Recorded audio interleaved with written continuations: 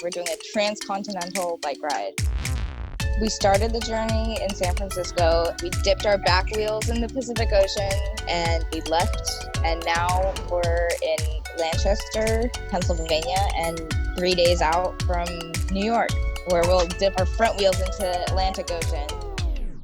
We're like sitting next to each other, but all in different frames. Excuse me, you dropped your mask. You dropped your mask. You're welcome. Water. Thanks. Water? You want a cup of water? Yeah. It's just bike life, you know? I'm Andy, and I just traveled across the nation with my students on bicycles. These guys are students in my English class, and every year, traditionally, I offer students a chance to develop their own senior thesis. These guys decided to take on the challenge of riding from the West Coast to the East Coast on bikes. We started our journey on July 1st, so we've been on the road for just under 2 months. I hadn't ridden a bike since I was 9 years old. Like, none of us are hardcore cyclists. We originally had 8 people going on the trip with us, and 4 people decided that the pandemic was too dangerous. I realized that biking was one of the safest ways to quarantine and to be outside. And we decided that we would avoid major cities and anywhere where it would be like a COVID hotspot. So we've been on back roads. We've been avoiding the pandemic really well. Yeah. Woo! Some of the most memorable places we've slept are inside of cornfields. Typically, Dasha, Emmet, and I will take our bivy sacks and lie it in between the rows of corn so that you can actually have the corn on either side of you. And it's such a surreal experience. Our record, I don't want to say record, like we're proud of it, but coming out of Nevada, and right before we reached the Utah border, we'd gone 12 days without a shower.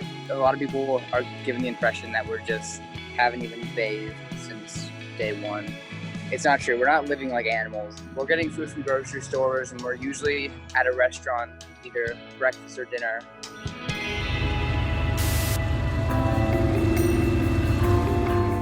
The bike trip was an opportunity to see something a little grander. It allows you to see the way different people live, the way the landscape changes as you move across an entire continent. We've met all sorts of people with all sorts of different perspectives that some agree with our lines of thinking. Some people have very different perspectives from our own. We had been going through Kansas and Missouri, Illinois, but we finally came to Indianapolis. We sat down on a lawn and we didn't realize that it was the state capitol lawn.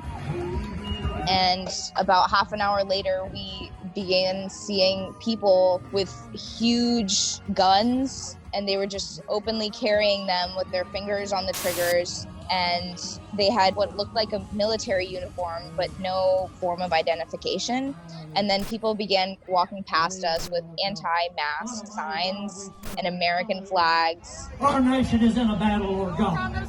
You're gonna keep this nation. Being from the Bay Area, we were all a little taken back to see that there are parts of America that have a completely different views and opinions compared to our own. In addition to seeing these very shocking experiences in places like Indianapolis, along with the rest of the trip, I think a lot of us can confidently say that this journey has changed our lives in more ways than one.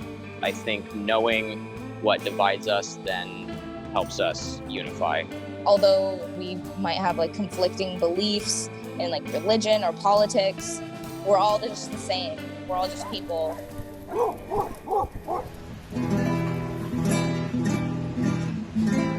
I'm a real believer in real experiences for young people. And it's like the Wizard of Oz. You can't learn these lessons unless you go on the journey. When we zoom out on a map and we see that, oh my God, we've almost made it across the whole United States, to think that my own 2 legs have brought me here really makes me so excited and makes me want to go further. If it's there, take the opportunity while you have it, and don't wait for someone to tell you to do so.